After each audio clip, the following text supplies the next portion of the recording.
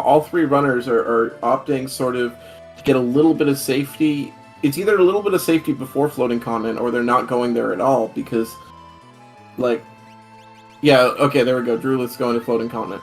Yeah, you're gonna take something like 3 fights early, and that can give you all the XP you need. But it depends what these fights are. If you wind up facing something either that you can't kill or something that doesn't give you XP, like the magic level 50 magic or something, then you can find yourself fighting a boss that's outscaled you and be in trouble. Yeah, and you also lose all that time on the way up here, right? The floating continent is the longest individual location check in the entire game. It does offer at least 2 rewards with a third one that's an optional Esper or item here. So Drew definitely getting some levels beforehand. Remember from the first qualifier, he was one of the ones that said, hey, if floating continent's on the menu, then I'm ordering it every single time. So no surprise that he's going here.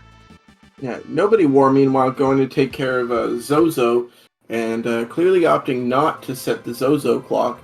I have to agree with this with just an imp set, although for anybody who's practicing these flag sets, you're going to see seeds where Zozo clock is going to be necessary. If there's like an Illumina or an Experience Egg chill in there, or sometimes even a Dragoon set, it's going to be worth doing.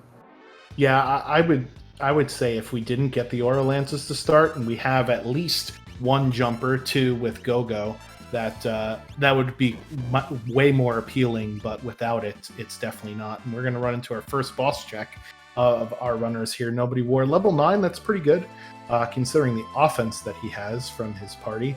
Meanwhile, I think Drew got past the 3 forced encounter, so he's going to get the first boss here. For Nobody War, it's a bathroom break. And for Drewlith, it's French vanilla. Yeah, this fight actually, interestingly, going to cause Drewlith a little bit of unhappiness, just because it's got it absorbs fire. Yep. And it's got the reflect on it, so Shadow not going to be able to cast Flare. We're really relying on these fixed dice. Fortunately, got a pretty good roll there. Yeah, and Arappa isn't so much a boss as it is a waste of time in the vanilla game, so not really all that annoying for Drewlith with his party setup. And we have Vargas and the Apple Toilets, the Ipoos, as the second boss fight here. This one we could actually use the fire rods on. So this one, I don't anticipate us sticking around much longer. We'll see what the first reward is here. Meanwhile, Rizopus and the Piranhas, the best punk band of Final Fantasy VI, is about to go down here on Nobody War's side, and we'll see what the reward is behind this check. Yeah, aren't they like a Hootie and the Blowfish cover band? I didn't know they were a punk band. Yeah, they play I Only Want to Be With You, but at 300 BPM. So it's an Esper here for Drew, so that's nice to add to his total, and it is a pretty decent one. Show, in case we don't get any instant death spells, will work on tier 1 of Final Kefka. Meanwhile, it's some fancy kicks for Nobody War. Marvel Shoes, the worst high tier item in the game. Debate it in the chat. Yeah, I'm a fan of Marvel Shoes for certain builds. Like, one of the things that they're pretty good on is if you've got somebody with an Atma weapon and an offering. Marvel Shoes are not a bad addition. Drew, taking note of the flag set, the monster in a boxes have not been shuffled. So remember when I was talking about the enemies are shuffled everywhere? The monster in a boxes are the exception, and the Gigantos is an enemy fight that gives the highest XP per level in the game. So this is a great one for Drew to do, because he's going to get a ton of XP. That was some character peeking out of the Umaro hole. I didn't see exactly who it was, and it's Edgar at the Welk spot here. Oh boy. Guarded by Magi Master. Now, with the tools that they have, they should theoretically be capable of taking this on, but it's not going to be an easy time. No way.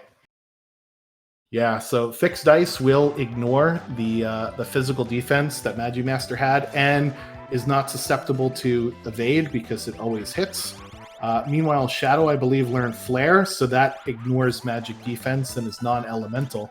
So that's what we need to go up against Magimaster here. So if Nobody War can pull this off early, this is a really nice pickup for him here, getting his 4th character this early on in the seed. Absolutely. You know, he's definitely got the offense to take care of this, but does he have the defense is the question. Well, Terra's not going to get hurt if she's up in the air, so this is this is a nice turn of events. Gogo finna die here, though. Oh, wow. I can't believe Gogo survived that. Very nice. Yeah, that force shield doing some work on Gogo. Meanwhile, Drew is getting to the second part of Floating Continent here, where you fight Atma Weapon in the vanilla game. And this spot can only reward an Esper or an item, so we'll see what it is for Drew. As Javanator is going to take out his second boss of the first part of Floating Continent, and he will get his Esper. I believe this is going to do it for Magimaster here on Nobody War's side, though. There's a couple of beefy dice rolls. There it is. Drew's going to find a Genji shield on this Floating Continent. Genji shield jumping up to challenge your Marble Shoes assertion. Yeah, Genji shield's pretty bad too, but Marble Shoes, I will stand by is the worst high tier item in the game. I'd rather have almost anything else. Like, I like the Genji shield as a shield for a Valiant Knife wielder, because they're not trying to absorb anything. Right. Or a Minerva user or a Force Armor user, yeah, that makes sense. Genji helmet. Yeah, that's true. Actually, the Genji helmet might be worse than the Marble Shoes. Hey, it's another character. Helmet is, I don't know if that's even still in the pool. It is. There's only two. There's 3 helmets: the red cap, the cat hood, and then the Genji helmet. Speaking of Atma, that was I don't even know what to call that. Chocolate. The toilet Atma at the Atma weapon spot from Drew can be a very tough fight, but he took care of it no problem and is rewarded with a Mortal Kombat character. Strength +2 on that one as well, so very nice. Yeah, strength going to be very useful in this seed. You know, you've got a lot of physical builds here, so finding strength Esper's not a problem. Would probably be nice for Drew to find an Esper with something like some high tier magic and magic power for Shadow, because he's got X magic, but he's probably going to be happy with what he's got. Yeah, so Nobody War is going to get his 5th character here, with Locke after Kefka and Arsh. And he's already dumping all of the equipment off of Shadow, so it looks like Shadow's going to be the one sitting on the bench after this. Yeah, so we have an Illumina, right? So Edgar and Locke can both naturally equip that Illumina. We got some Aura Lances, of which Edgar can naturally equip too if we find some boots or something like that. So makes sense that Shadow goes to the bench with just X magic, because Gogo can be good in a utility pinch. I'm not quite sure what Edgar's ability was, though. We'll see here. It's health, yick, but... health is fine on an Illumina wielder, right? Like, what do you want them to have? Like, maybe Morph. But beyond that, you know, it's actually fine. Yep. I agree. Alright, so Drulith is going through to the third part of the Floating Continent here. It's 2 forced encounters, of which he's already gotten through, and 1 boss. So we'll see what the boss is here at the end of the Floating Continent. And Nobody War getting stopped by the soldier there. Oh boy, another tough fight. Poltergeist.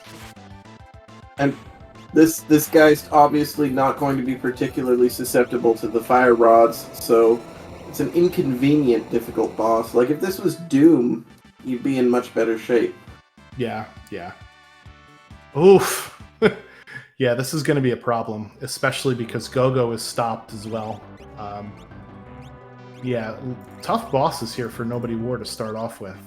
He does have that fixed dice offering for Gogo, so he at least has a little bit of reprieve. But even statue bosses, with them being scaled down, are still very difficult. We're seeing a little bit of pause there on Nobody War's screen, possibly considering just resetting out, but looks like he's made the decision to continue forward. And the last boss here on the floating continent is one of the newest bosses in the game. It is Marshall with his goons, and in this case, the goons were Pluto armors that immediately took a fire rod to the face. So we randomized the two sort of sidekicks, or what are they called, aims or something like that in MMOs. I don't ever remember the term. Anyway, I have legitimately never seen that boss cause anybody any trouble. that is Stray there for Drew. So it's a 3-for-3 Esper trip on the floating continent, which is really nice when we need to get 10 in this particular seed. Absolutely. So, you feel like he's got to be hoping for a character, though. Yeah, because if you have more characters, you could obviously deal more damage per turn, right, to bosses. So that's usually what's going to happen. It looks like he's going to head up to Welk here and get his Lock, rather his Edgar, and perhaps continue onward to Lock as well. The only time I've seen Marshall give problems is if the ads, that's what they're called, ads, are like really tough enemies, right? Like like the Dwellers or like something like that. Sorry, I was perhaps a bit too deadpan. I was referring to Your Trouble. Yes. In the showcase race. Yes, I forgot. I blocked that out of my mind. I blacked it out. And also Javinator forced to go through a mandatory Moogle battle for the first character, and it was Orogs in the Marshall spot. The Goro spelt backwards, funnily enough, for those 4-armed characters. Gotta love Ted Woolsey. But that's Poltergeist down as well for Nobody War, so very nice. He's not going to go home hungry having that spicy chicken, and that's his 5th character already. So let me ask you, would you rather have a lopsided sort of set of rewards to start off your game with, or would you rather it be more even-keeled? So for something like that, like a game like this, like a spot like Nobody Wars is actually real tough, because having 5 characters and floating continents still to do, there's a chance that you're going to wind up doing this long thing and getting, like, you could get 2 characters and a dead check, right, in the middle, right?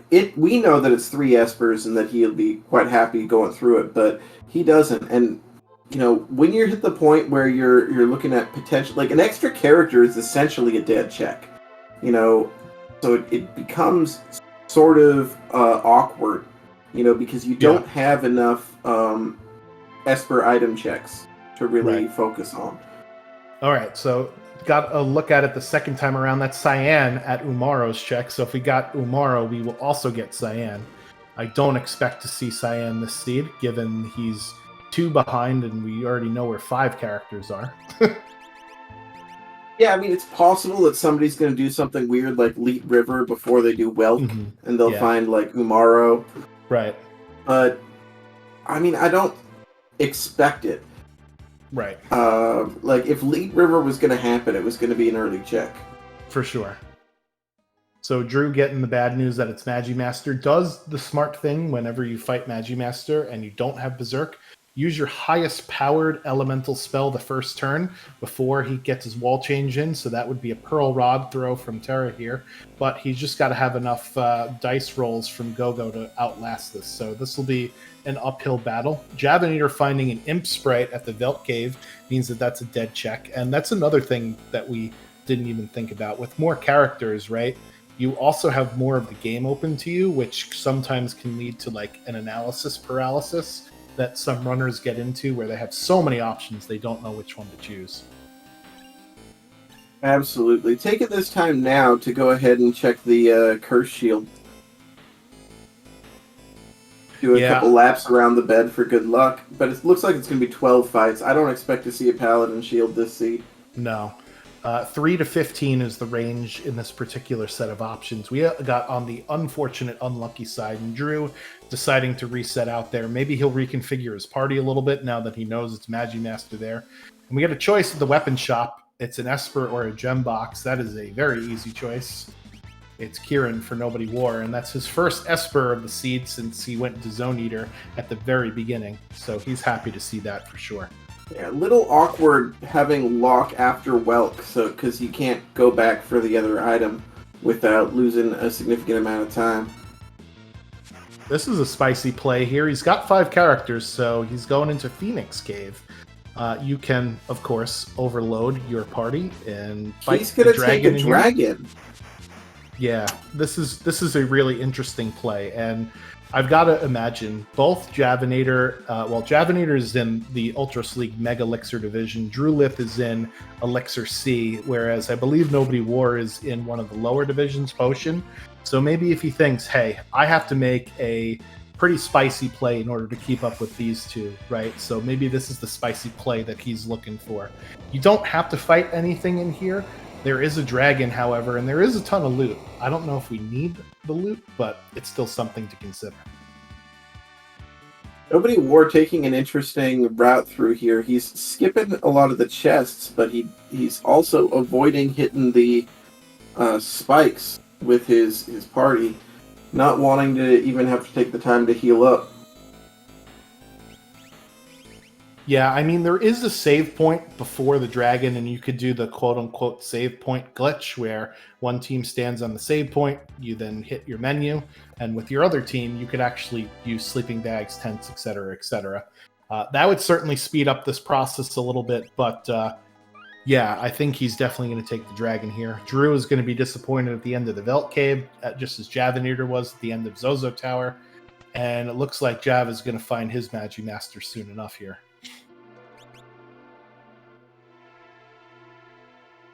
Yeah, so Nobody War is the only one who's got like a comfortable number of characters here. Drulith with Edgar still going to be able to get something done. So Drew reset out. He did not. He reset out. He didn't grab Edgar. Yeah, so So I mean, Nobody War. You got to give him credit, for having a bit of a lead here, just because he's got characters. Yeah, this is going to be a tough fight. I'm assuming that there are other characters elsewhere in the seed. I mean, we saw it with Locke at Kefka at Narsh. We'll see if there are any other ones here. Drew into Mobliz. We talked to the little girl, and you can keep the ice shield, kid. I don't know why you're touching that. Better not put your tongue on it.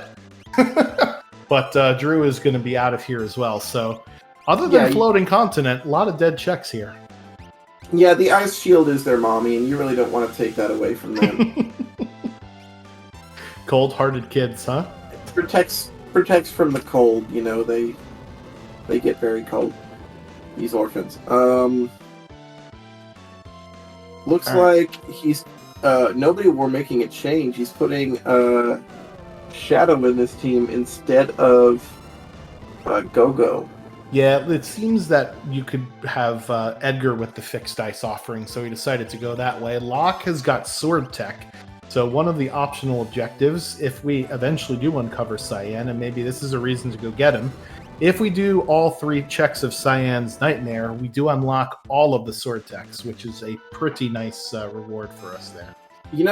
With the equipment that we have here, I'm going to say that sword tech feels like a trap. You've got Locke, he could be wielding the Illumina. You've got Edgar, who could be wielding like Atma Weapon offering late game, and you've got Terror, who can be jumping with the Aura Lance. Where, are you going to be bringing Locke to level 45 to be using Quadra Slice? I don't know that that's even going to be preferable to just swinging that Illumina.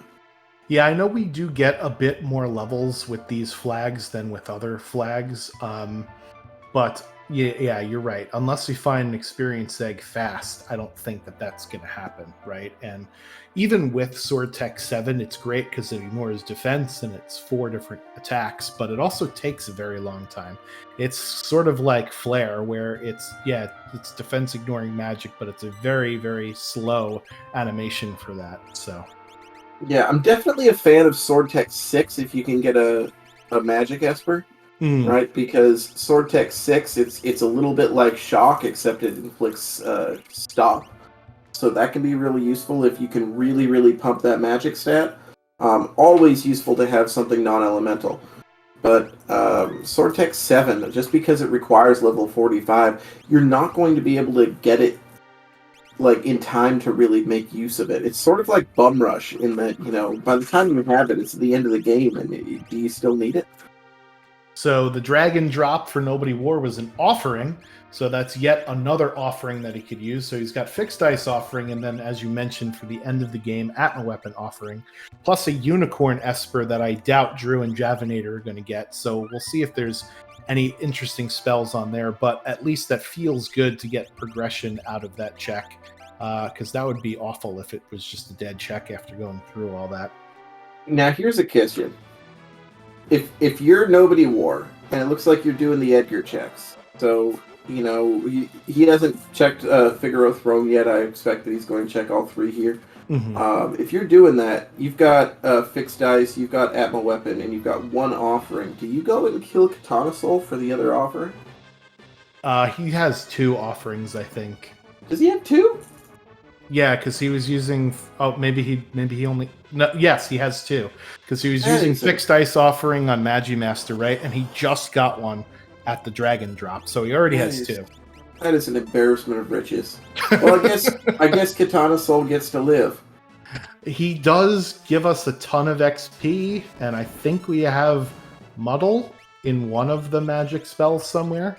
Katana Soul gives a lot of gold. He does not give any XP. Oh, that's right. You're right. I'm sorry. And what are you gonna use the gold for? Yeah, no. Sabin gonna be here, and this puts Nobody War in another awkward spot. Like, most of the checks that he's got, and he misses the cycle. Most of the checks he's got are character checks, right? So he's just got to be sitting there hoping that he's not going into KT with 9 characters.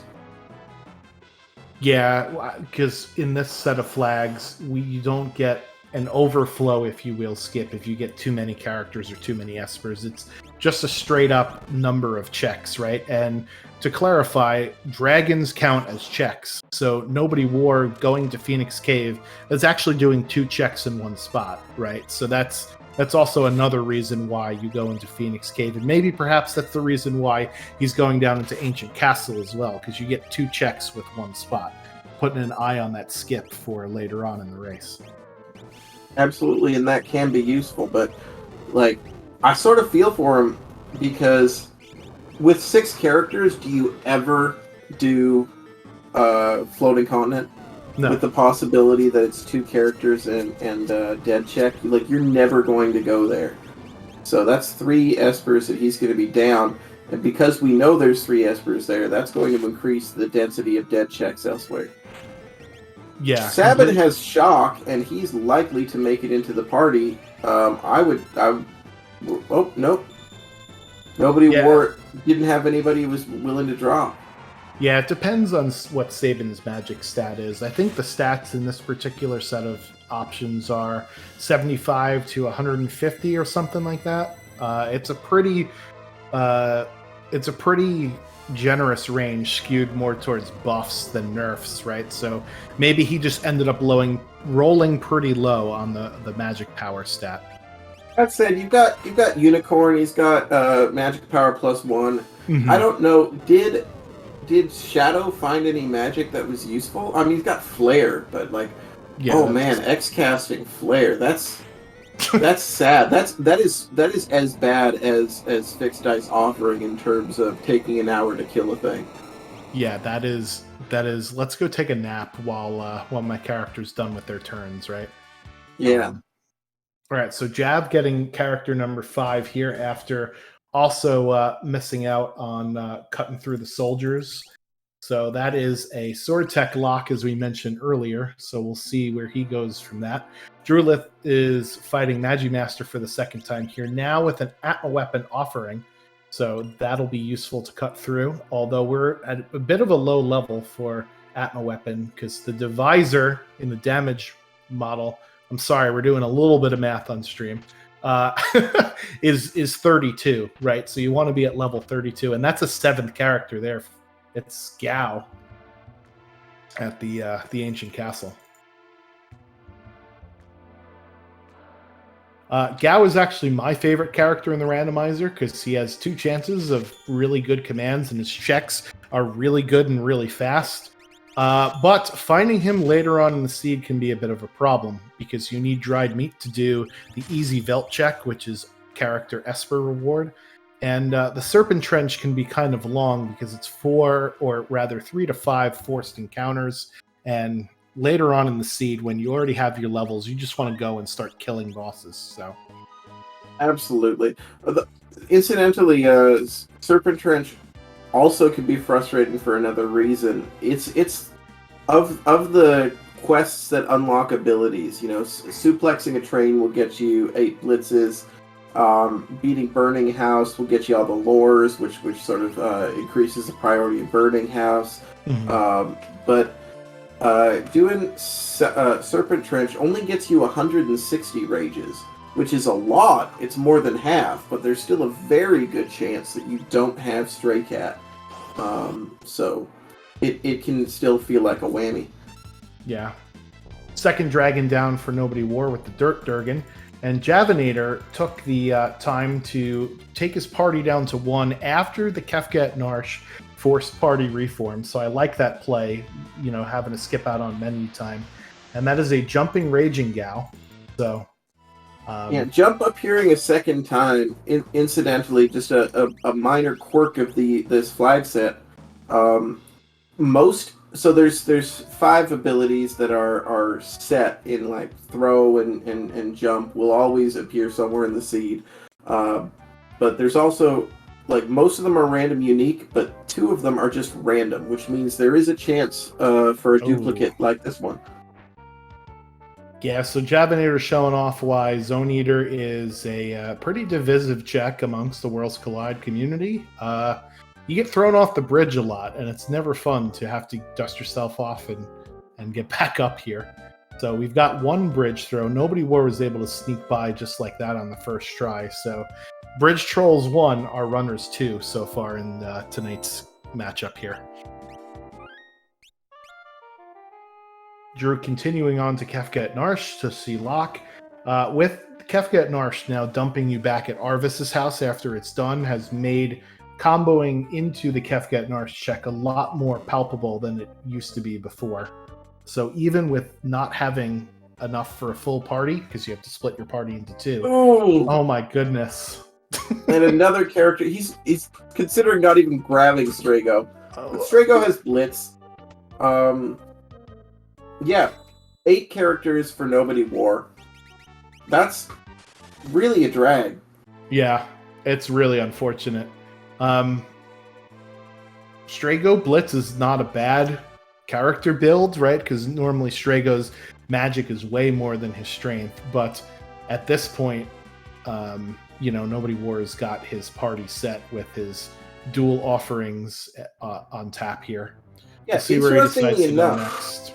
Like, it would have been possible to grab Strago immediately once you had Edgar because he was on the throne room. So if someone were interested in grabbing that free check, they could have had a Blitzen Strago, and he would be far more useful as the 5th party member that was found. But in this instance, you just, like, as the 8th guy, you're just like, I don't want you to be a character. Right.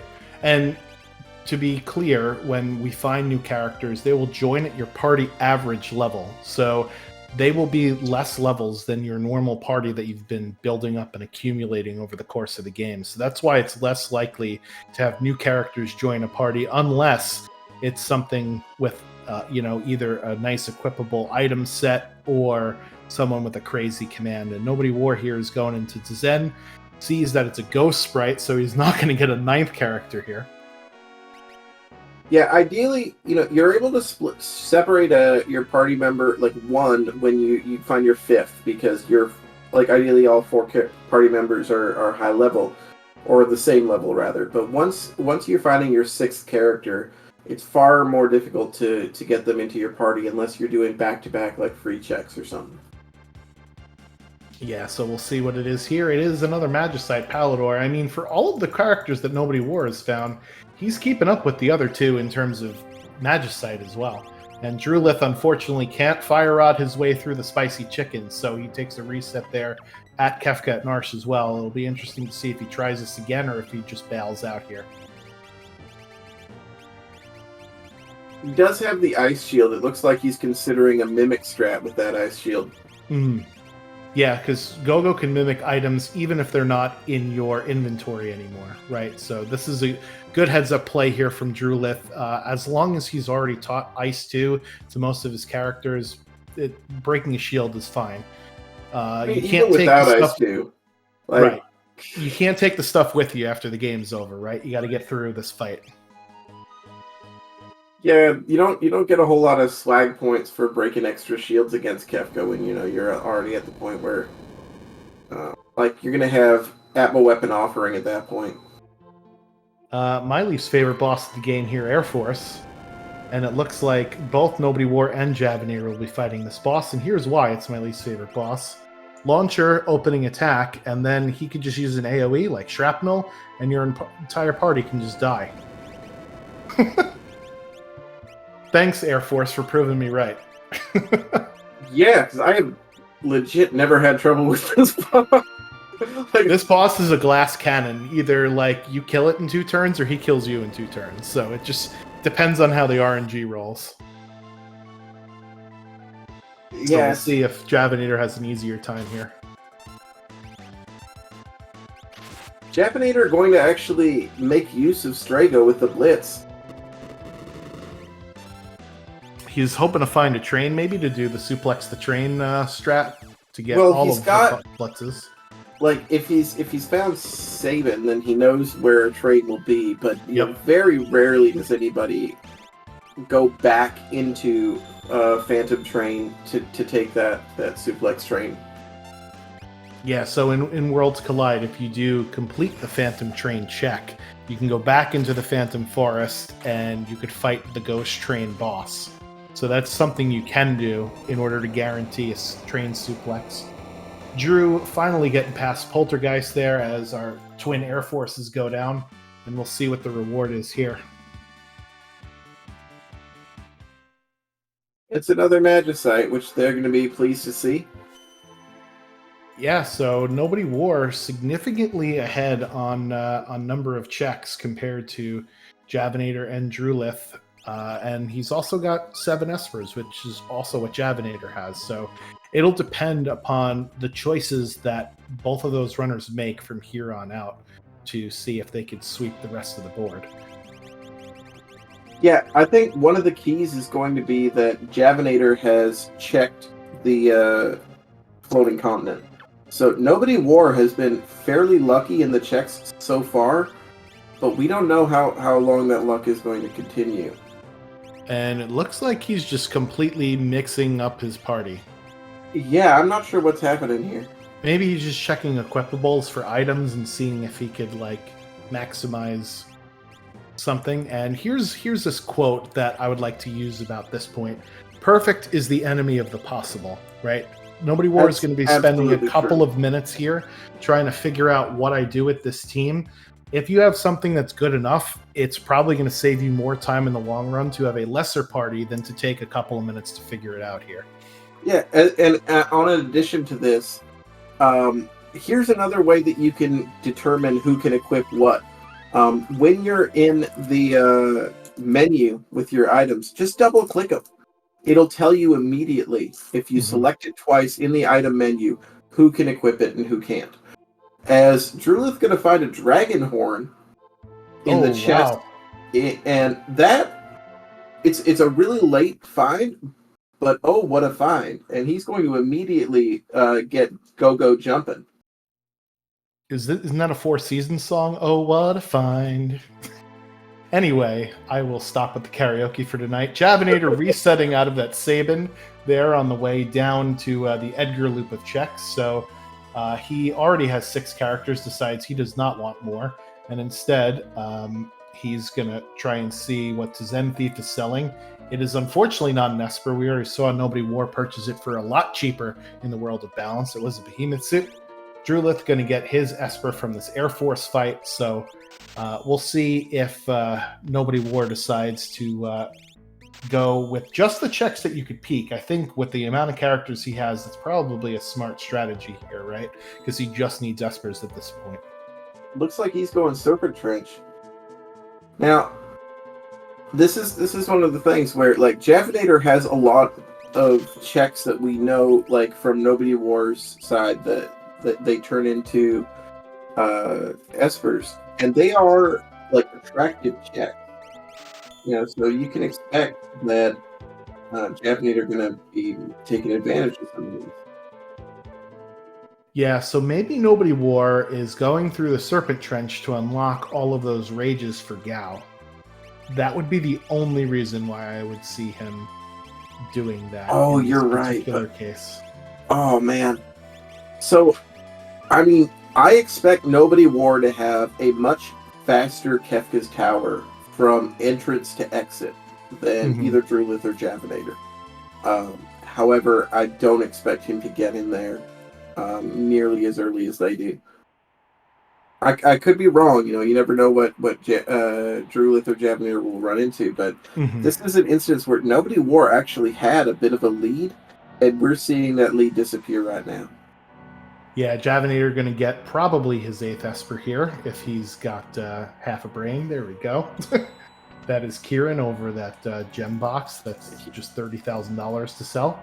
He might have really wanted that gem box. You can use the Coliseum to turn it into an economizer. Yeah, I'd rather have the Esper than either one of those relics. But yeah, if you... The only reason I think, anyway, to ever use the economizer, besides in the very beginning of the game where MP is source, is if you're doing like a Merton strat setup, because that costs a lot of MP to use, right?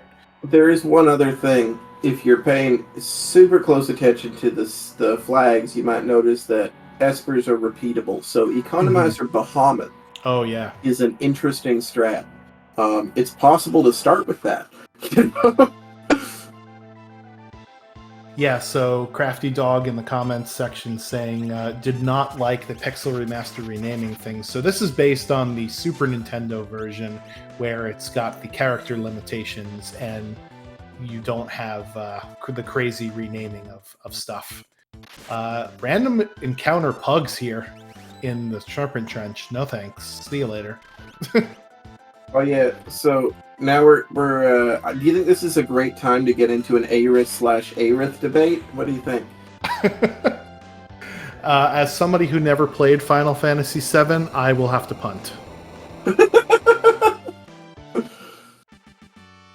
So Edgar, like Nobody War showing off sort of why you want to hold off on the offering with the Atma weapon until later levels. Edgar doing sub 1,000 damage with each swing. He's also in the back row too, which doesn't help. That absolutely does not. But if he's just sitting in the front row and swinging it without the offering, he's going to be doing as much damage in a lot less time. All right, so Javinator taking the dragon up there, and also showing us what's at the Tritox spot, and it's SR Behemoth. So we could do the inevitable debate of what does SR stand for. Sir, Scrontium, Sriracha, Senor. All good options. I always went with senior, like as opposed to junior. Yeah, I think it's supposed to be super, because there's GT for Great Behemoth, but I find it more fun to just make something up. Absolutely. I like this play by Javinator pulling this fight because, this is one of those fights that cannot be a character. So this is either an Esper or an item. This is the way you want to be rounding out your routing to make it sort of just a little bit less likely that you're going to run into like an extra character. Drulith going double fisting the Atma weapons with Edgar there. Double Atma weapon offering is absolutely a win more strat. I'm curious to see if Edgar's got the offering here. Yeah, I used to hate the double Atma weapon offering strat, but I've seen it put in work. And as you mentioned, there is the Bahamut Esper with Bolt 3 on it, so finally we have a Tier 3 elemental spell to throw around in this seed. Yeah. And is this Floating Continent play from Nobody War? Oh my god. The legend. He's doing it.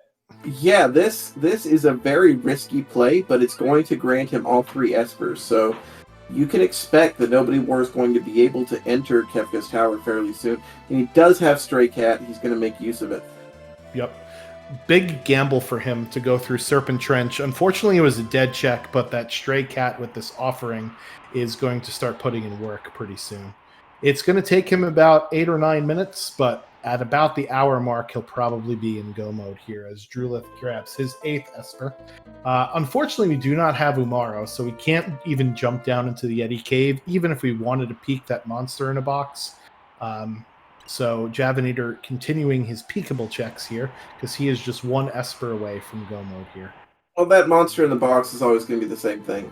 Oh, that's right. Yep. Which is nothing that we want anyway. Yeah, I don't remember. Is it the pugs with the Minerva? Is Drulith trying for Doomgaze? I think Drulith is trying for Doomgaze. This is another bold. Oh, I thought he got it. I probably got it.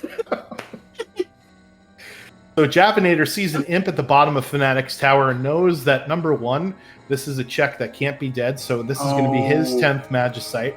There are no Espers in Auction House, Drulith. And on top of that, there are actually 3 checks here in Fnatic's tower. There's the check at the very top when you get the treasure chest. There's the reward at the bottom, and there's also a dragon in here too. So if Javinator is counting his checks up for Skip, he gets 3 in one go here. Absolutely. And of course, this is a really great check to do early if you have something like a Super Ball. People always think of this check as like a magic check, but breakable items, typically quite useful. And it looks like, Strago's going to be using Sunflare.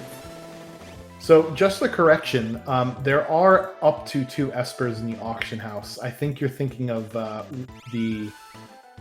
one of the other flag sets that we did for auction house. Oh, yeah.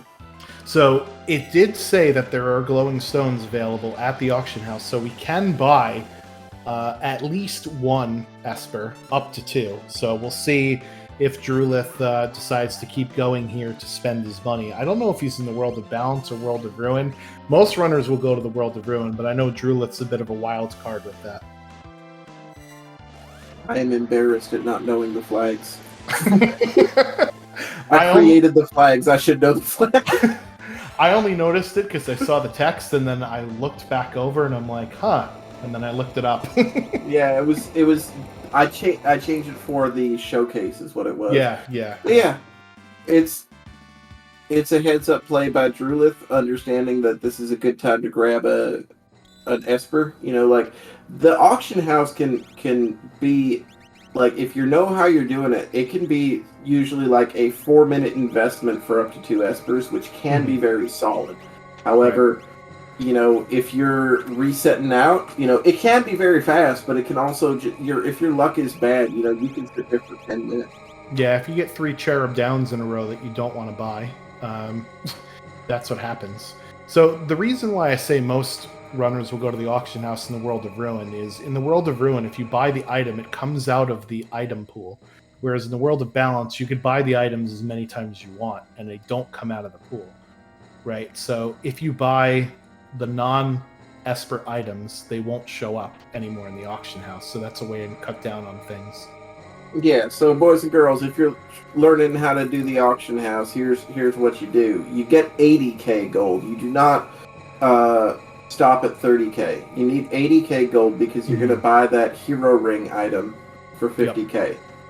Once you have that, you can get past like the next 2 items are the Esper slots, and they're much more likely to come up. But if you're just resetting out, you have a 50% chance of running into that hero ring slot.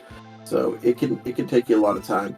We're gonna see if Javinator remembers. He does. Yeah, he did it on Senor Behemoth. So this is a very, very free fight for the top of Fnatic's tower, having an undead boss there.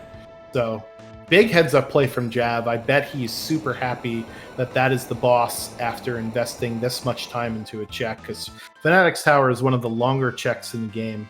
So really nicely done. Nobody War is continuing on his trek through the floating continent. So it's a race to see if Jav can get to the bottom of Fanatics before Nobody War can get off a floating continent here. I think Nobody War is gonna unfortunately be second in that race. Fanatics Tower, I think, is like 2 or 3 minutes up and down, or up one side, right? Whereas Fanatics Tower is significant. Floating Continent is significantly longer. Yeah. Interesting. So there's only one Esper in the auction house because that is a Valiant knife that just came up for sale. So that is the high tier item that replaced one of the reward slots. Let's see if Drulith buys it.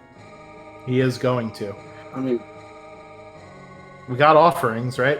Yeah, it's just like at some point you got to be like, I'm pretty sure I'm good. But yeah, Javnator going to be ahead. Yeah, I don't think that the thing about comparing Fanatics Tower to Floating Continent. I mean, Javnator's grabbing 1 Esper here. Mm-hmm. Nobody War's grabbing 3 at Floating Continent. So I mean, I still think excellent play by Nobody War, or I don't know. At the very least, it's going to work out for him. Right. But yeah, looks like Javnator is going to be the first one with all of the fixins to get into KT. Yeah, Drew unfortunately did not, I don't think, get his Esper out of auction house, and Zen Thief is not selling one either. So he's having a bit of money trouble trying to buy his way into Kefka's Tower. So he's going to have to do some more checks here. And at 58 minutes on the dot, statue skip for Javnator. So those 3 checks at Fanatics Tower did pay off here. So we'll see the statue skip. It skips about 5 to 7 minutes of Kefka's Tower. It's the initial walking plus that first boss fight. You end up right at the switches for the boss gauntlet. So really nicely routed here from Javnator. And depending on how well he plays this, he's on pace for a sub 70 seed. Well, let's think about some of the bosses that can be... Well, I'm not going to do this because then that's just a commentator curse, right? But we have seen some difficult bosses already, so they won't show up here. Let's put a positive spin on it. Yeah, you're going to see a bunch of Ultros. Or Dullahan, yeah, that's fine. Yeah. Drew's going to see the bad news with the Edgar checks. Probably going to just walk out of this.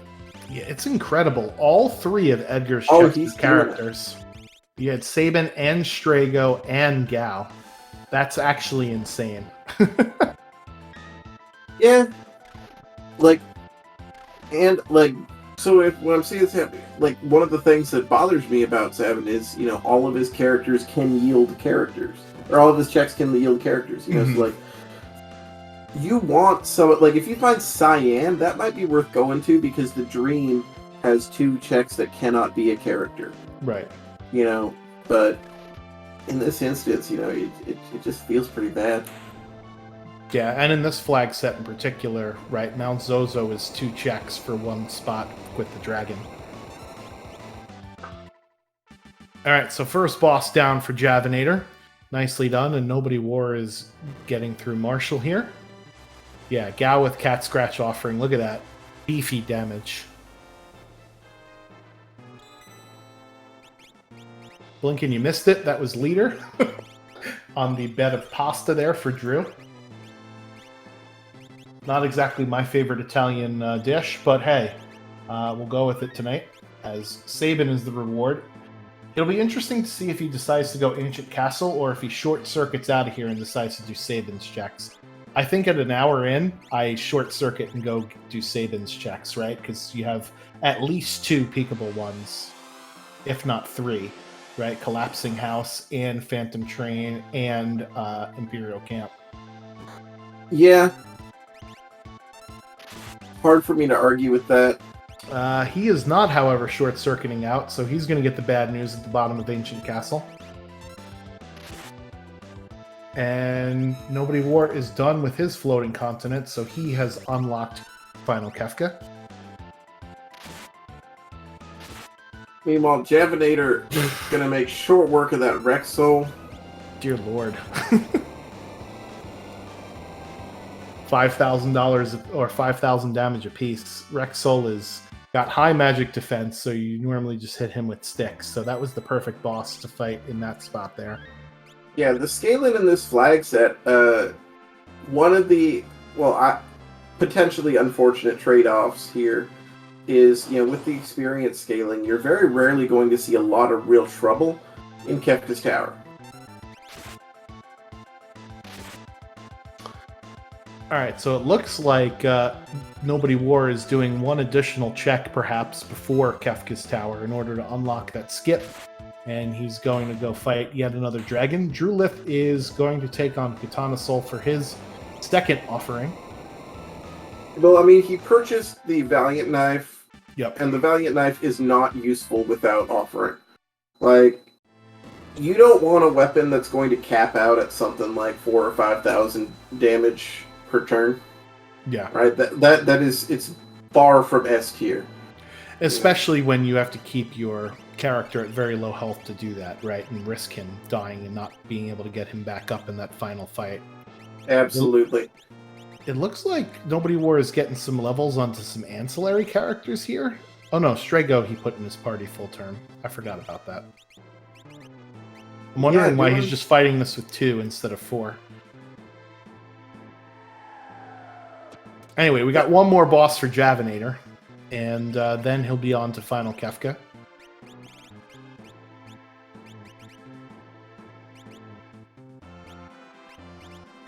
Oop, that was the wrong button. Third dragon down for Nobody War. It does drop a high tier item in addition to their vanilla drop. So we'll see what it is. I don't know that Javinator's going to get through the Final Kefka fight in 7 minutes. So, yeah, it looks like sub 70's off the table by now. Drulith taking on the Dirt Dragon again. Doing a lot of the similar checks that Javinator did, but, unfortunately quite behind at this point. Yeah, I think the troubles with both Magi Master and Poltergeist set him a little bit further behind than Jav was. And Nobody War unfortunately ran into the cavalcade of characters that Drulith is now running into here. So Drulith is getting the worst of everything, unfortunately for him. Yeah, this is a flag set that tries to give everybody their own, like a lot of diverse strategies for offense. So sometimes you're going to be using abilities, sometimes you're going to be using high-tier magic, sometimes you're going to be using, strong equipment. You're always going to have lots of options. In times, it will be an embarrassment of riches, and you have to figure out when it's worth just going. Drulith in this is like one of the options that's going to be available. Like the shops are random tiered, so you're not going to see rods as often as before. Mm-hmm. But if you do see rods, you have the option of leaning into them. And unfortunately, Drulith leaning into them ran into some anti-fire rod bosses, and that set him back. Yeah, that's for sure. All right, so last boss is down over on Javinator's screen.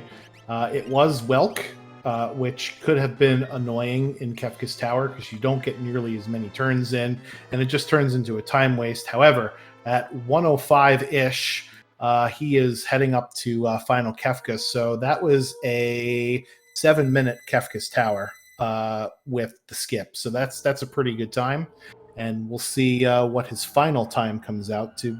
But Kefka's final fight is always going to be the same. It's not scaled. So runners have been preparing for this the entire seed, and we'll see how it unfolds here in just a moment. Yeah, when you have the levels that you have, it's possible to beat Kefka in something like 5 minutes. To get through the whole fight, but it's not nearly as common. All right, so party construction here. The person in the 4th slot will go first on tiers 2, 3, and 4.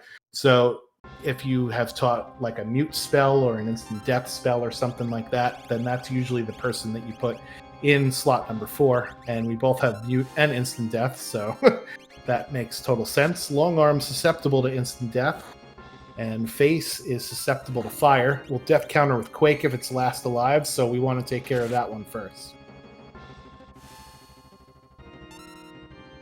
Nobody War done with his first boss here, and Drew with the Walk of Shame out of Ancient Castle, getting his 3 characters from 3 Edgar checks, and now he's got a lot of decisions to make about where to get his last 2 Espers.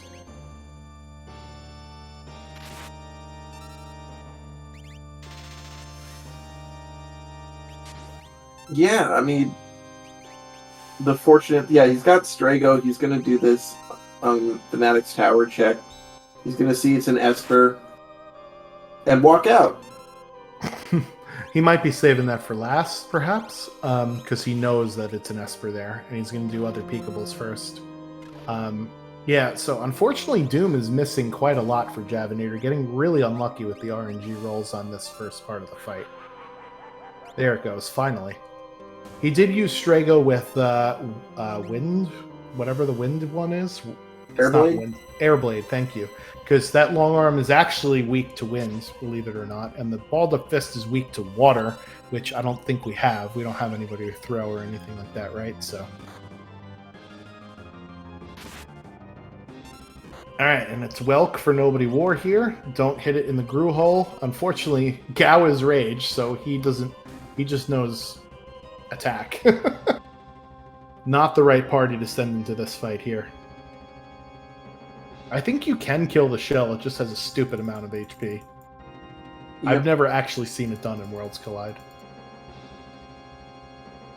Yeah, I mean, there's always like a clock going when you're in Worlds Collide, so you never really decide, well, this is going to be the time. This is the day I'm focusing the shell.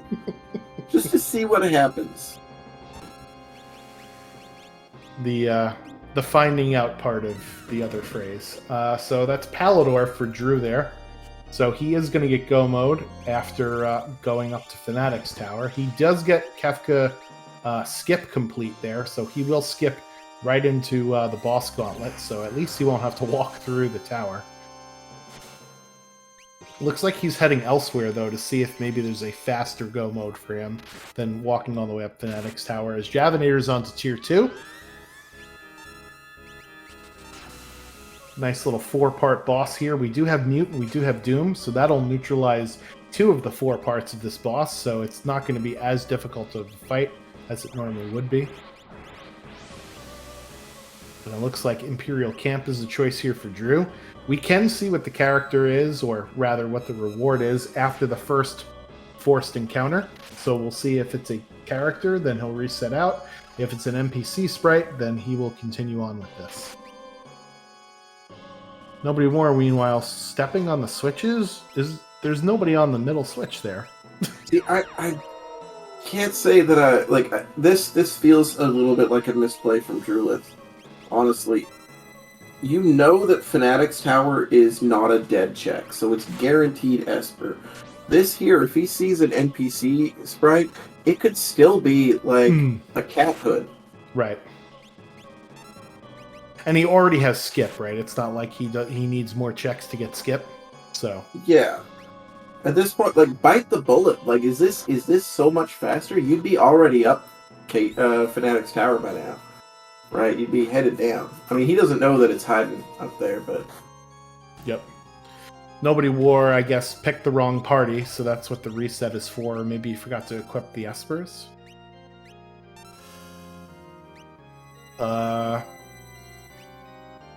Is his game glitched out? He didn't finish Kefka's Tower with the second party, and it's going right up to Kefka. And then it doesn't look like he's resetting. It looks like it's just kicking him out. It's very odd. Yeah, he just typed in the race room. I think I broke it. I told him just beat the game. Well, right. You know, I think if Kefka doesn't want to fight you, then you win. Yeah, there it is. Speaking of winning, that was a good gamble there for Drew. That was the Bismarck Esper, which will give him go mode. Oh, Life 2 and Cure 3. That's actually a pretty decent Esper. but he just needs the count. It doesn't matter what the Esper is. And another bad party comp here for Nobody War with Strago with Blitz, because you can't target with Blitz. Yeah. As much as I love Bum Rush, like it That's one of the becomes less and less. downsides. Yeah, and I don't think either of them took the time to grab Bum Rush, did they? No. It's just a long thing to watch. Yeah, so for me, I will do it most of the time because it gives me an option through Kefka's Tower of having a party that could defeat anything that gets thrown at it, right? Because Bum Rush is defense ignoring and non-elemental and all that stuff. So that's when I'll do it. But in this case, we've already seen the bosses that's really a problem for the Magi Master, the Poltergeist, right? So yeah, it's weird. Like, so Bum Rush is great when you know that Magi Master is still out there, but they've seen Magi Master and Poltergeist, so there's no real reason to grab it. Mm-hmm. And it's like when Bum Rush last isn't on, it's great. And on those seeds where you run into a Phantom Train and you have Blitz, oh, it feels so good to have Bum Rush early, and you feel like you earned it. I mean, that's a nice feeling, but. You know, when you're level 42, like, do you need more? No. Nope. Javinator in a bit of a pickle here, so he went to go put some life 3 on his party for calmness protection, and he got hit with Train, which does mute and blind his whole party. Terror was up in the air already, so hopefully calmness... does he have it life goes 3? Twice, but he's got life 3 on Strago, and Edgar, of course, wearing the Mirage Vest, one of my favorite methods of calmness protection, because Mirage Vest, very underrated item.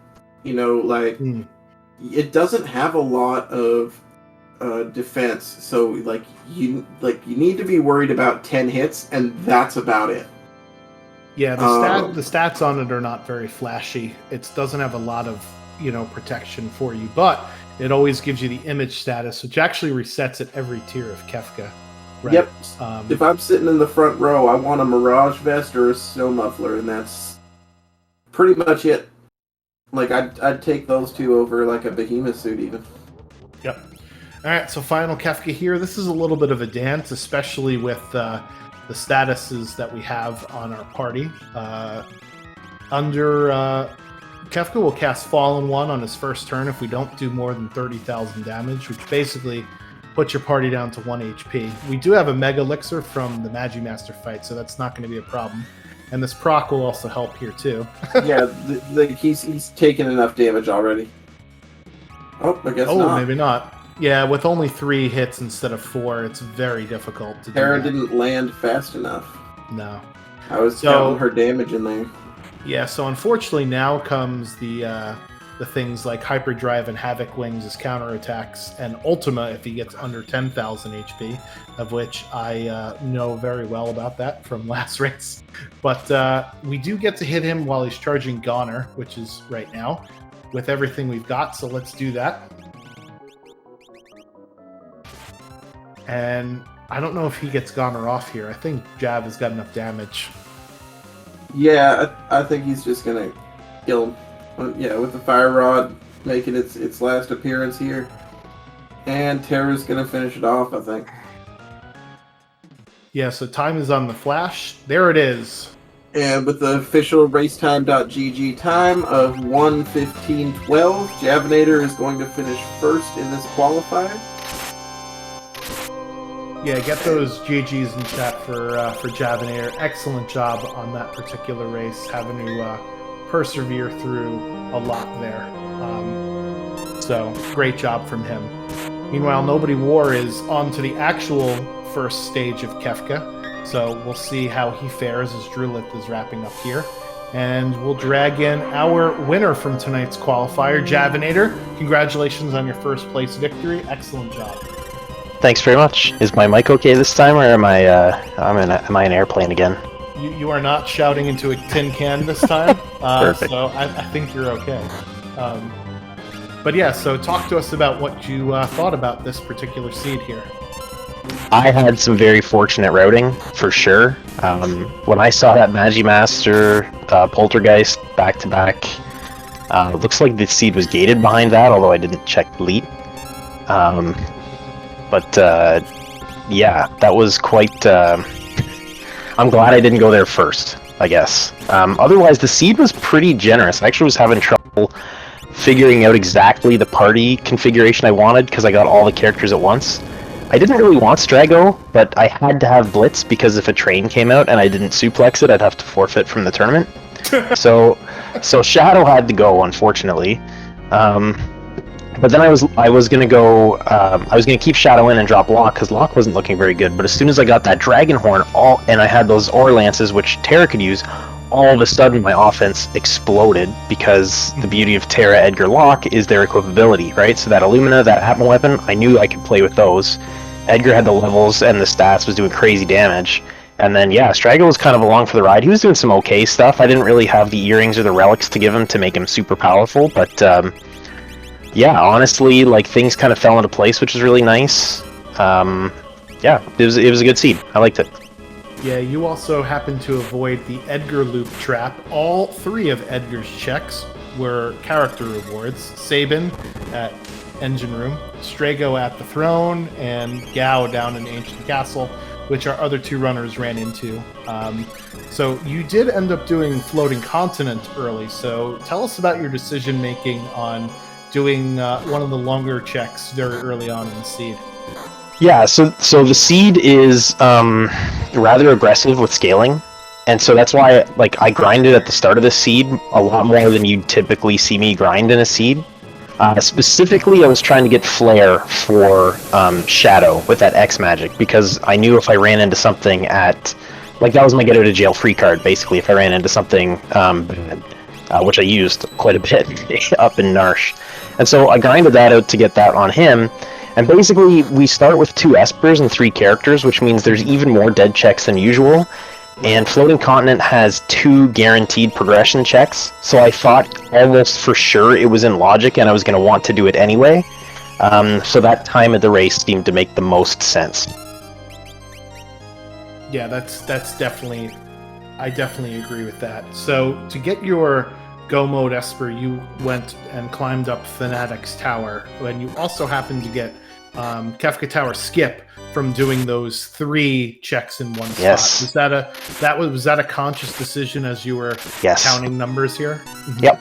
Yeah, absolutely. I knew that was a 3. So one, it had everything going for it. It was peakable, and it was 3 checks, and I was at 15.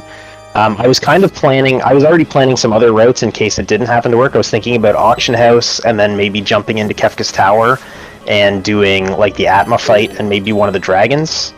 But it ended up being an Esper, so I was like, yeah, I'm going to go up, I'm going to get all 3 of these checks, get the skip as soon as I finish, and hop into the tower. Yeah, Gao is getting bullied on Nobody War's side. Thankfully, he's had life 3 in 2 different instances here.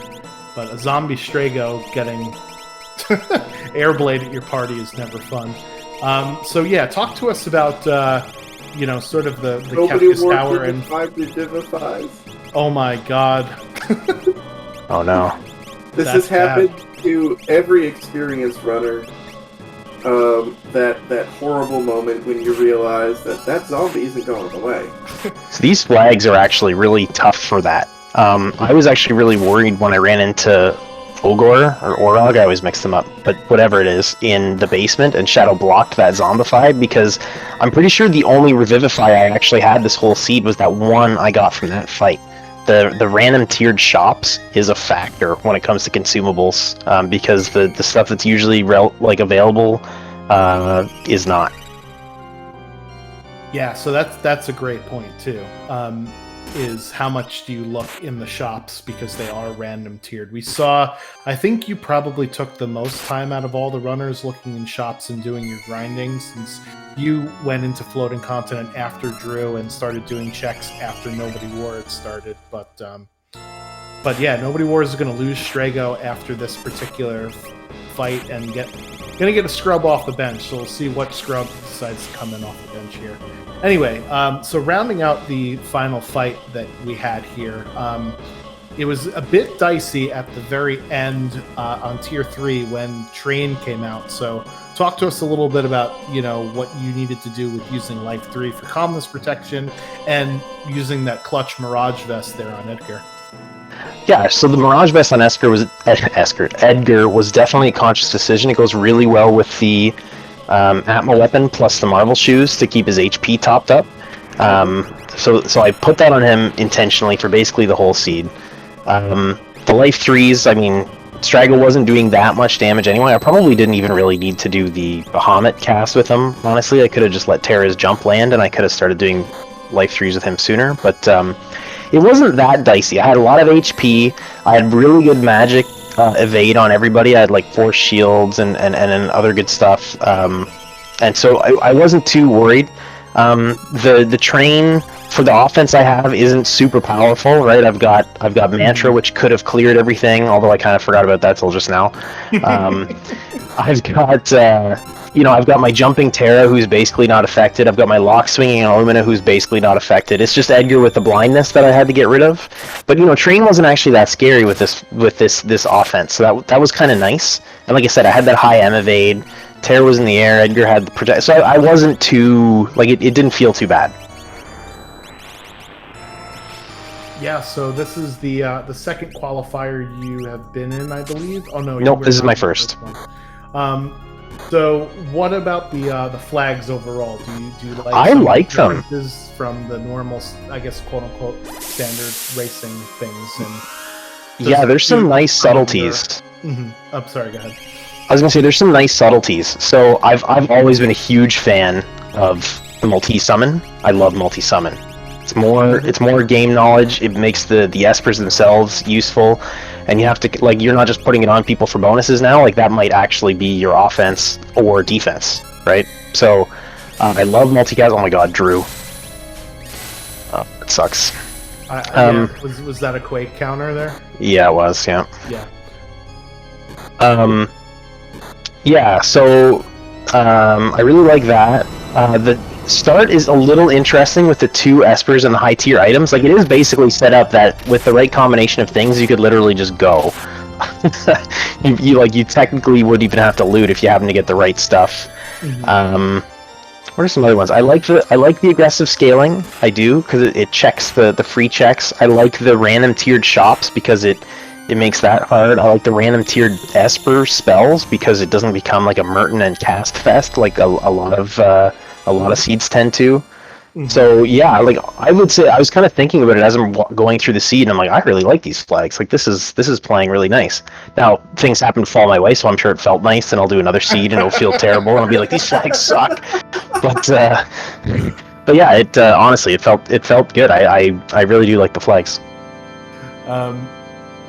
Well, so we have to thank Elastioid, obviously, for crafting those flags. Elastioid, any questions we have for Javinator here besides what we already covered? Yeah, I mean, I am curious. You mentioned that you're able to oftentimes just go without looting. Julith found some early fire rods and sort of. You can see he's still got lots in his inventory, but it wound up not working out for him because of the Magi Master Poltergeist being the 2 things that he fought. What do you think about rods and their inclusion in this flag set? Because that actually is probably one of the more controversial aspects of it. Well, I found them. I liked it. But honestly, I'd have to do more seeds to know. Rods coupled with the tiered shops, I don't know. It's kind of like they're not super common everywhere, so you might find them, you might not. It's a piece of offense that you might need because the flags are more difficult, so I'm generally okay with them because the flags themselves are harder. You know what I mean? It's hard to find that spell that's going to get you going. You're going to have to grind at the start. The shops generally aren't going to have great stuff. Nobody wore eating an Ultima. Well, and it it's looks like he's almost got over a then. 4,000 HP on Edgar, so he's going to be fine, but not always great to see. And Edgar, without his full HP, not going to do nearly as much damage, but that's going to be enough. And that's a 1:26:05 official racetime.gg time for Nobody War. Yep. So technically in third place, right? Because we had 1 free fifths finish in second, 1:20:46. So GG's to him. Yep. Drulith with a rare lower showing here. Just absolutely had a lot of trouble in the early game, and then terribly unlucky with going for that 3 Edgar check. Just looking for his last 2 espers and finding 3 characters. So, any other questions for Java last viewer? I am curious. Have you looked forward into the bracket flags? No, not yet. I'm gonna keep that as a fun surprise for the future. All right, so the only other question I have then is how much practice are you planning on doing going into this? Probably none. But that's only because I don't have time. It'll really just depend on how much time I happen to get. If I happen to get time on the weekend to play some seeds, I mean, I'm gonna play some seeds, whether you want to call it practice or not. We'll see. But generally, I'm just gonna hop into it, look at the flags, and run them, and hope for the best. So probably not gonna practice too much, to be honest. 1 free fits with the old Allen Iverson. We talking about practice, dog. Which I find is great.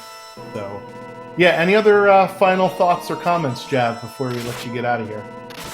No, just fun seed, fun flag set. Looking forward to the rest of the tournament. It's nice doing sync races. Best luck to the rest of the runners in the tourney. Thanks for setting up the flags. I know Elastoid, it puts a lot of work into those flags, and I don't know if Edge is around, but I know they help test a lot as well. So, like I said, I like those subtleties in the flags are nice. Like, you can catch those, and that's intentional. So I do appreciate that. So. I'll see you all in the next few rounds and maybe another qualifier, and that's about it. Thanks very much. Have a good night. All right, GG's. Thanks again. GG Japanator. We're also joined by Nobody War. Nobody War finishing third this race. GG. You around, buddy? I think your mic is muted. There we go. Your mic is not muted. Are you there? All right. Yeah. Thanks, guys. Yeah, so let me bump you up a little bit. Sorry, go ahead. You wind up in an interesting spot where you had 6 characters and you were staring down the barrel of Floating Continent.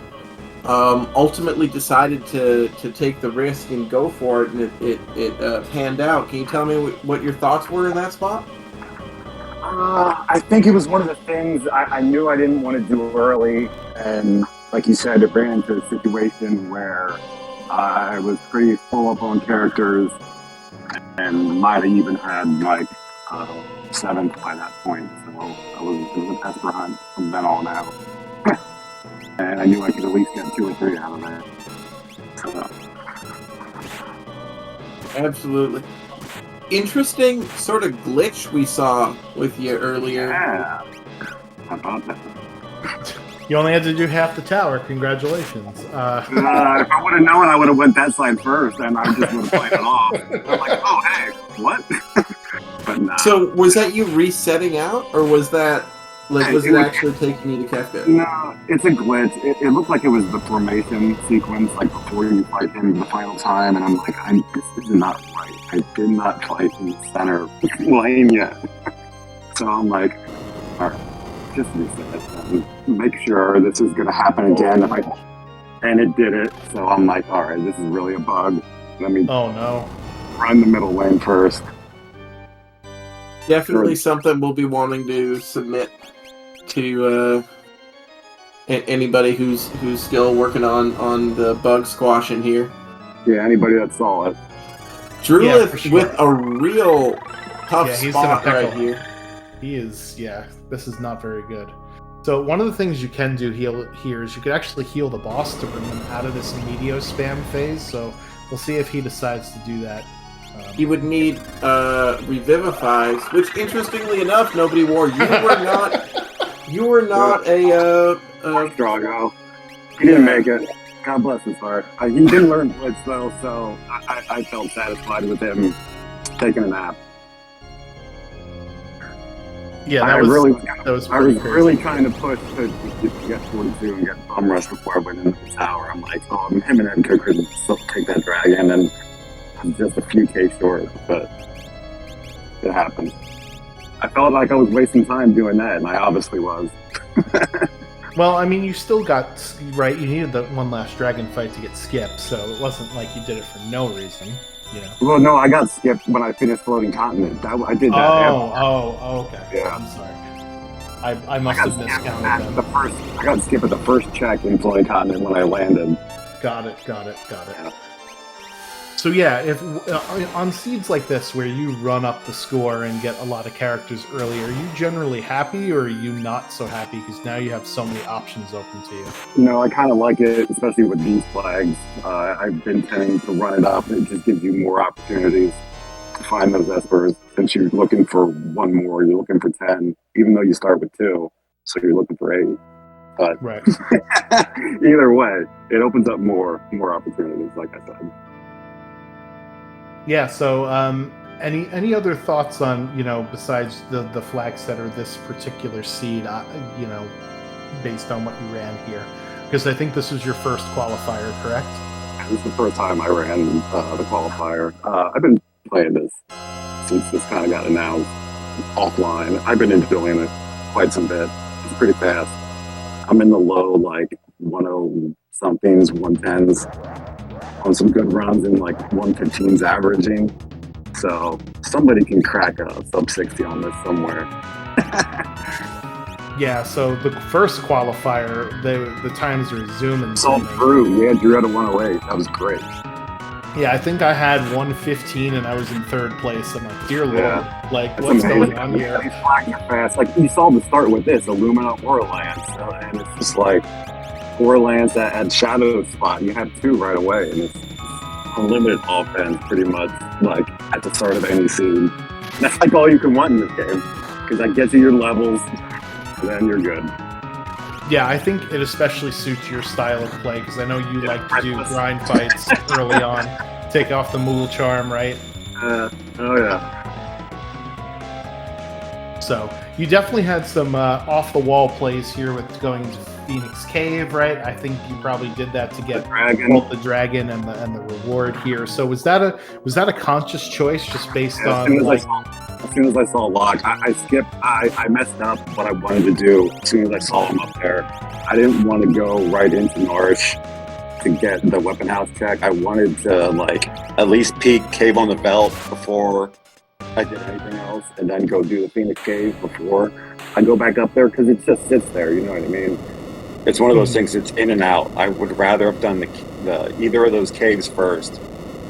See what one is. Possibly take a dragon and get a reward in the other fairly quickly. Yeah. So Belt Cave. I'm sorry. Go ahead. Sorry, yeah, just 134.23 official race time GG time. That is Drulith finishing. Real rough seed for him, but yeah, definitely get your GGs out for Drulith. Yeah, you sort of cracked the seed the first out of all of the runners with the offering fixed dice on Go-Go, getting past both Magi Master and Poltergeist at Kefka at Norsh there. But then, unfortunately, you ran the Edgar loop, which was all of the characters, right? Yeah, basically. I've been seeing some crazy stuff playing this game.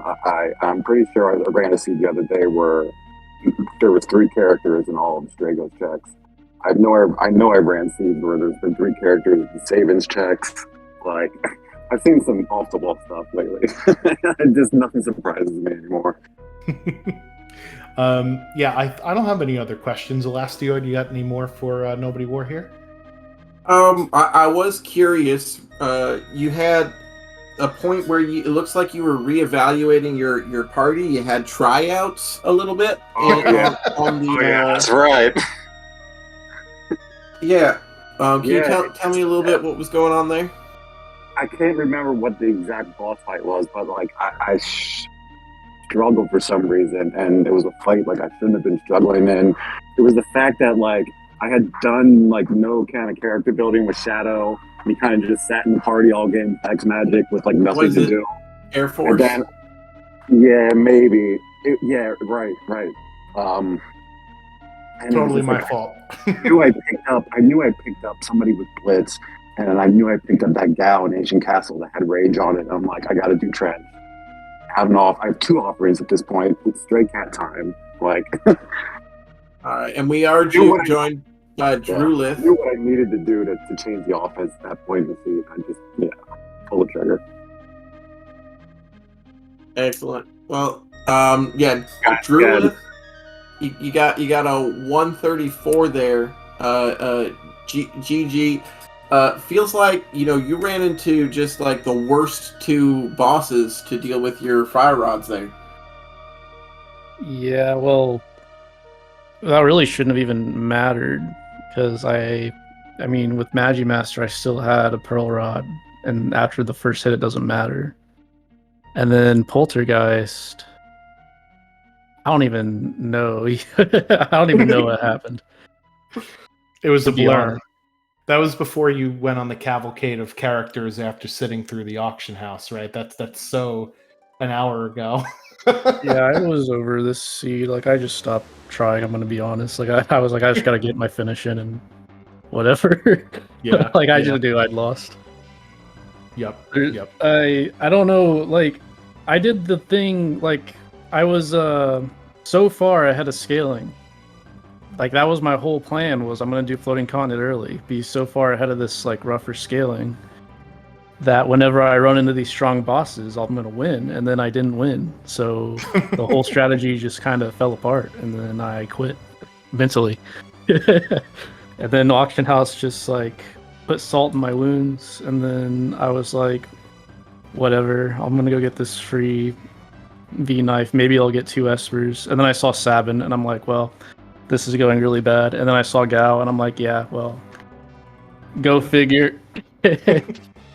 Like, what are the odds of that? But at the end of the day, I still had fun playing the seed. It was interesting. I don't know what the other owners did. I might have to go back and watch. Mhm. But I'm surprised they didn't run into similar issues. Yeah, I don't know if I Javinator missed the only something one. huge. Javinator, the only one who noped out of the Sabin, did wind up grabbing Strago though through just going to Figure Oak Throne, but And then yeah. Nobody War used the fixed dice offering for the 2 bosses. So Offering? that's sort of. Yep. Offering. There was an offering in Sealed Cave. Okay, that's what lost me the race then. Yeah, I just skipped Sealed Cave at the start. Yeah, That's all there is to it. Nobody War wound up finding. So there were Atma Weapon and offering in Sealed Cave, and then Nobody War. You found a second offering with the dragon in Phoenix Cave. Yeah, So that's I sort have of an offering- embarrassment of riches. If I have offering in that seed, I get through both Poltergeist and Magimaster first try, no question in my mind. Go-Go got fight off 3 times on the first attempt.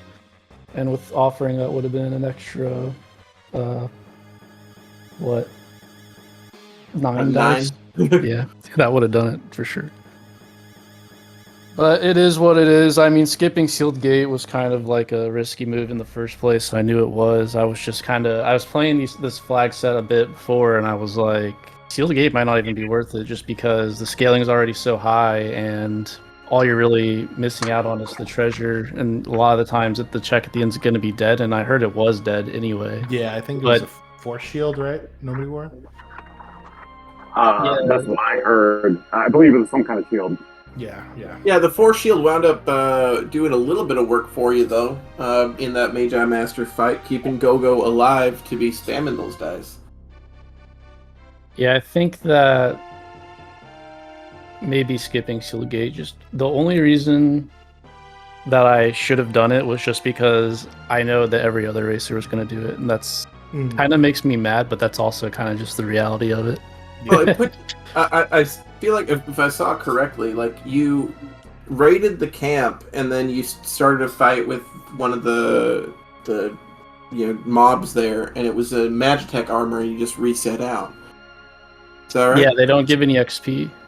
Yeah. So, with that in mind, like you're not gonna go double dipping. It was a bold play, and like it just turned out that there was a Atma weapon and an offering in there, which wound up affecting the seed. Yeah, it's always the very early decisions that have the biggest impact.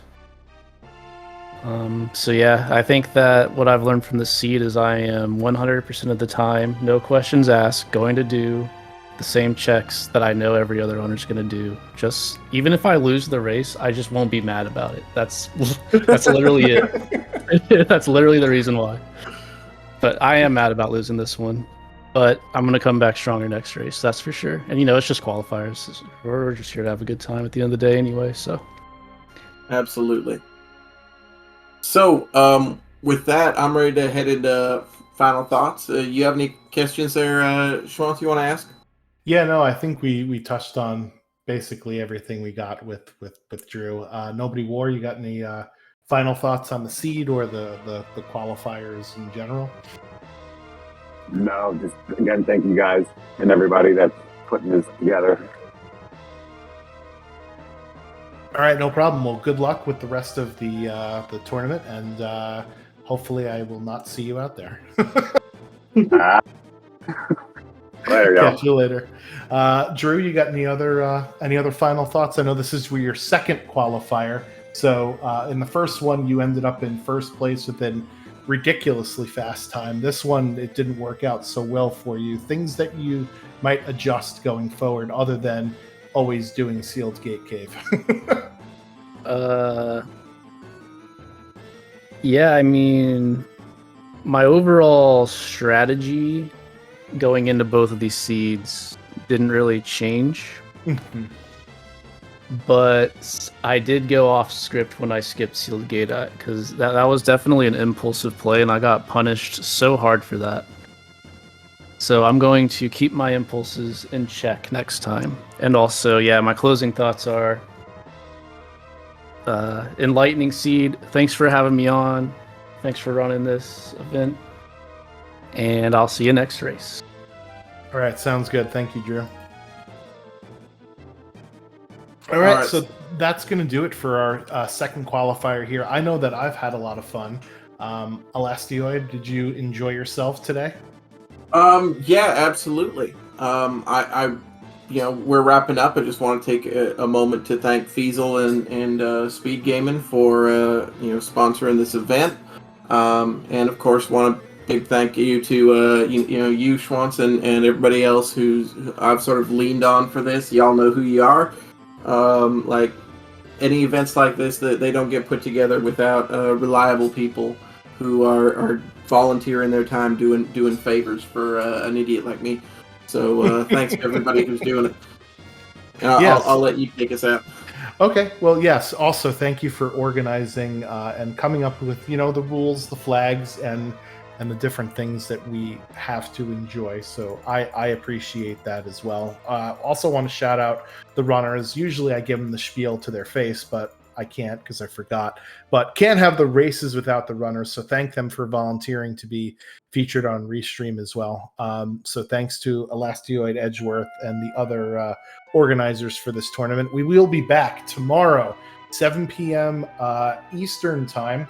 I don't think we're on the schedule yet. Let me see if we can get a sneak peek at that. Nope, we haven't. Hasn't been assigned yet, but on one of the Speed Gaming family of networks, we'll be back 7 p.m. Eastern for our third qualifier. Hopefully, everybody has enjoyed themselves. And until then, we'll catch you later. Thanks, everybody. Bye-bye now.